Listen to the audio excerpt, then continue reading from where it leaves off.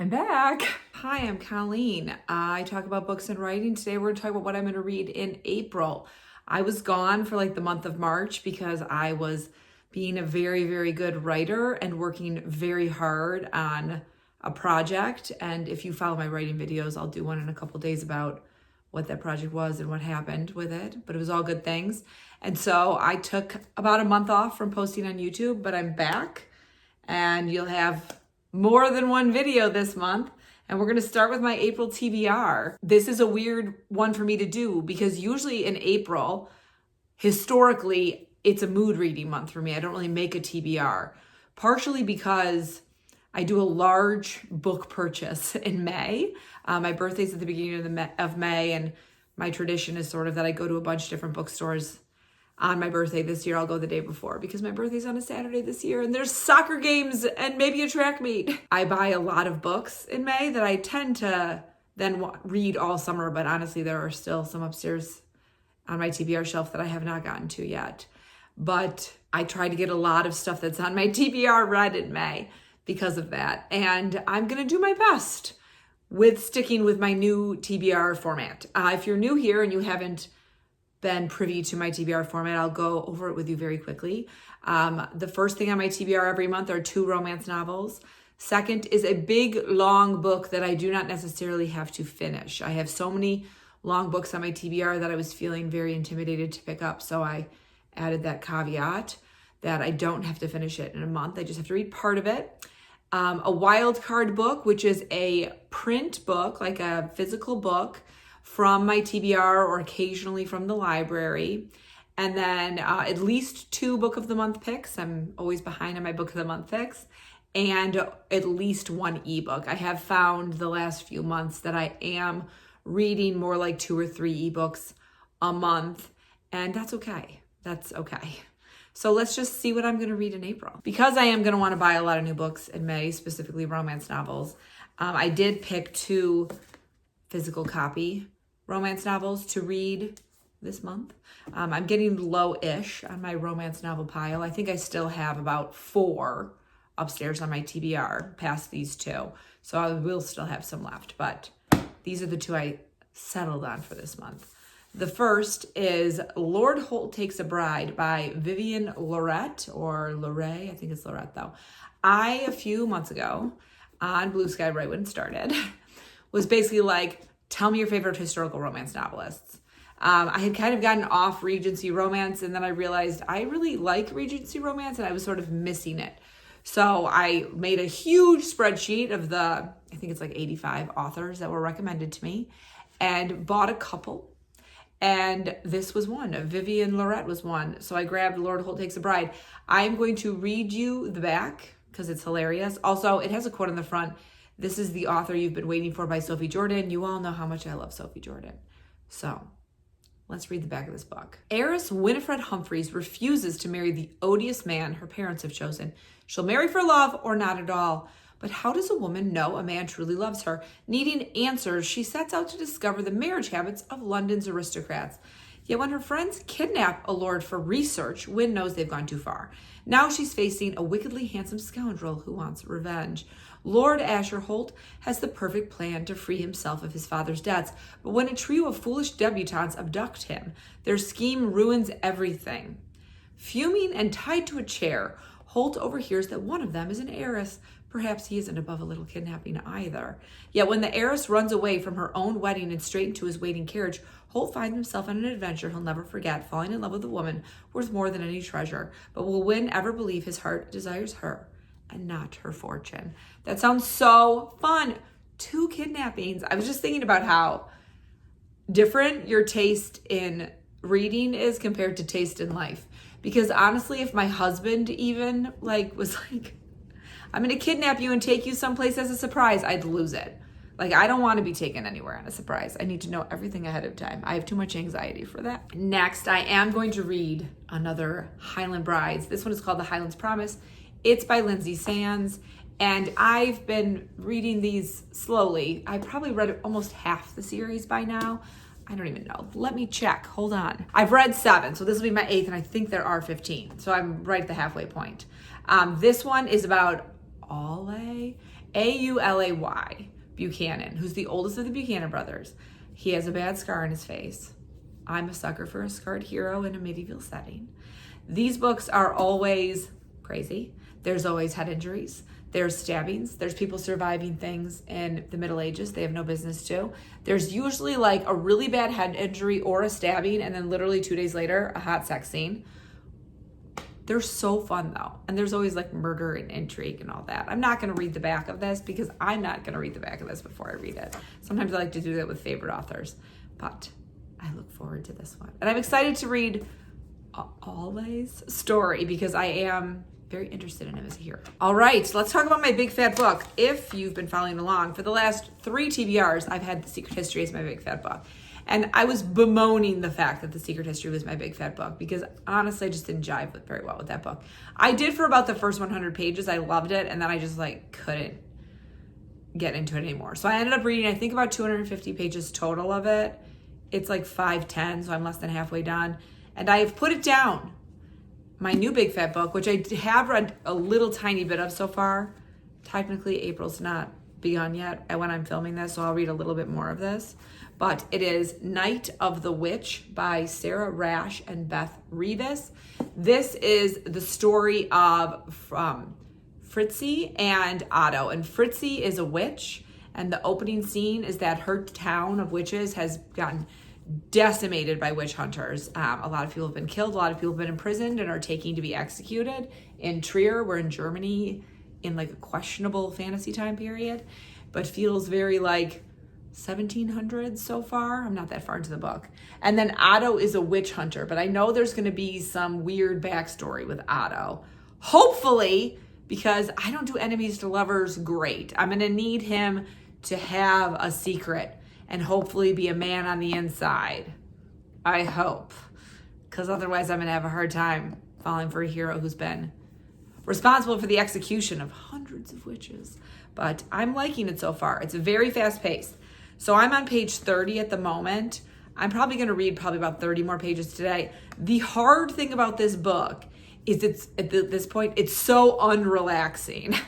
So I was going to read it before bed last night, and I ended up only reading one very short chapter that I think was like 5 pages long because it just was very like, anxiety inducing. Right now, Fritzi is like trying to get to Trier before her cousin gets executed, and Otto is like gonna turn his sister in who's a witch. So I'm gonna obviously read this book. I like the writing style, it's exciting, but it's not gonna be a before bed book for me. My next slot is wild card. Sometimes, some months I don't tell you what I'm gonna read for my wild card. This month I am, sort of, maybe. I'm gonna give you some options. So the first option always is the fact that I'm in this very unorganized book club, and occasionally I read the pick. We never meet. It never works out that we meet, but we might be able to meet again because it was easier for us to meet when it was warm out. We all have little kids. So it's hard for us to meet at anyone's house. Like I can't have people in my house on a school night because the way my house is set up, like my kids would hear us and they wouldn't be able to fall asleep. There is a thriller that I am supposed to read for April, and I can't remember what it's called. So we're just going to leave it at that. I'm not going to read it though unless someone is literally like, this is the date, this is the time, and I can go. But if I decide not to read it, the last book that I read for the book club took me a long time to read. I didn't love it. You'll see it in my March wrap up. And so I'm a little bit like hesitant now to read anything ahead of time. But here are my other 2 picks that I just picked off my TBR shelf because that's what I'm supposed to do with Wildcard, but often it's been taken up by my book club slot.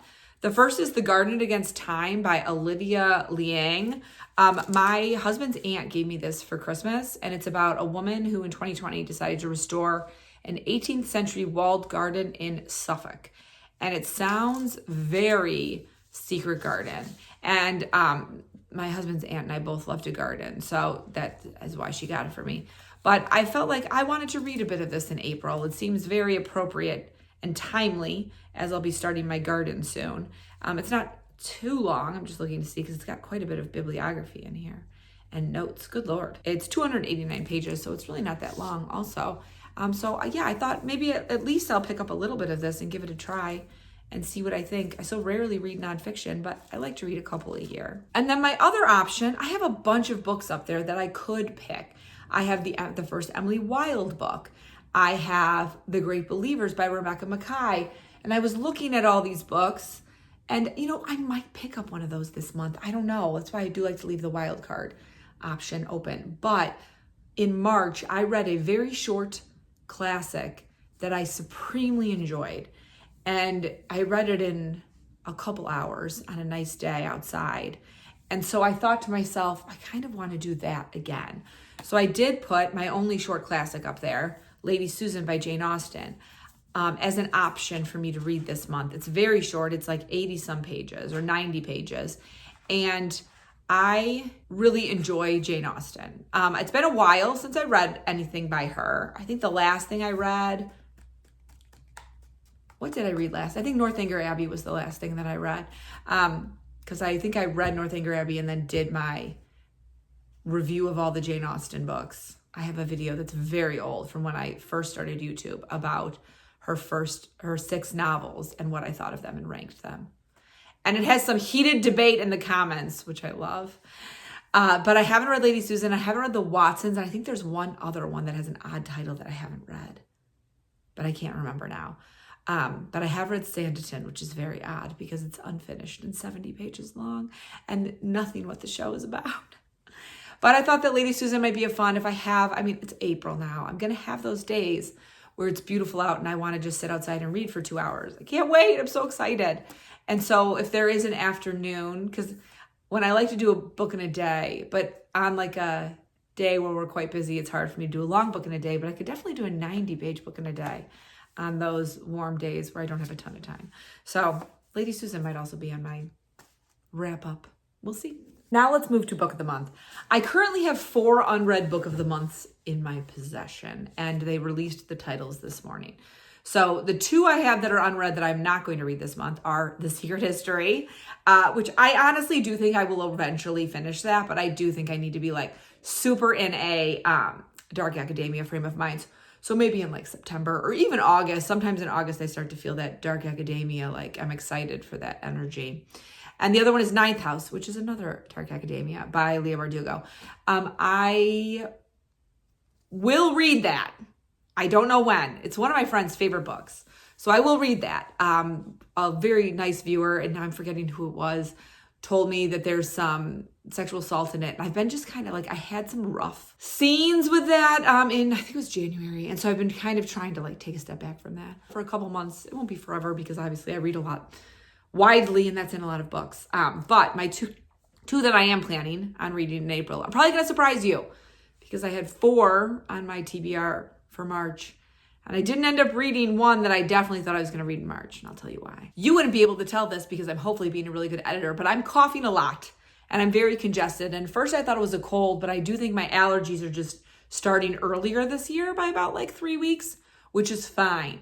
But when I'm very congested, I do not like to cry because it makes it worse.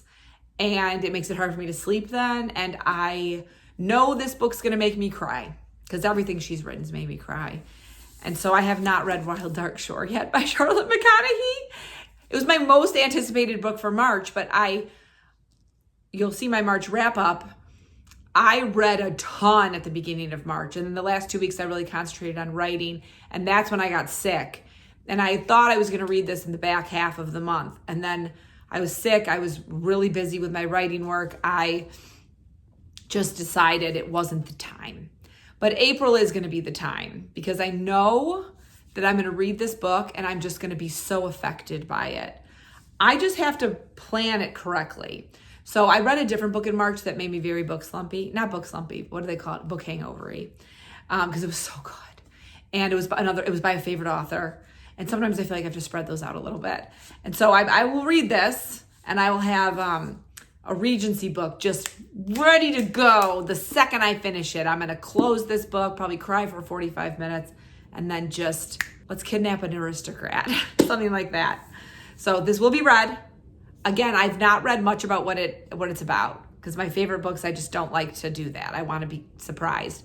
I know it's Antarctica, an island near Antarctica. And she writes very good scientific environmental stories, so I know it'll have that in it too. My other book of the month choice that I did not read yet is The Wedding People. I actually did start this.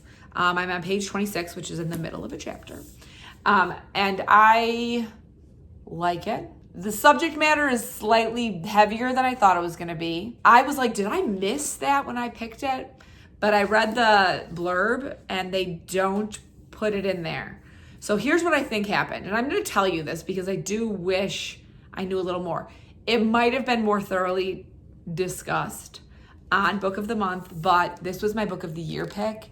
And it was really my only option for Book of the Year pick. When I looked at that, I had read one. I knew I didn't want to read a couple others. So this was like the one I had to get. And so I know I read the content warnings, but I don't know if I would have picked this up if I knew exactly what it was about. But maybe I would have. I don't know. The content warning said mentions of suicide. That's fine. The first chapter of this book is a woman who's gone to a hotel to kill herself. So your main character is considering suicide. I don't think I would have picked this up just for reasons, personal reasons I won't get into with friends, but I'm going to read it because I think it's going to have a happy ending. And I'm not sure how I'm going to feel about it, but I am kind of interested to read it. I don't think this book is going to make me cry. And if you've read it and it's a tearjerker, please tell me so I know that.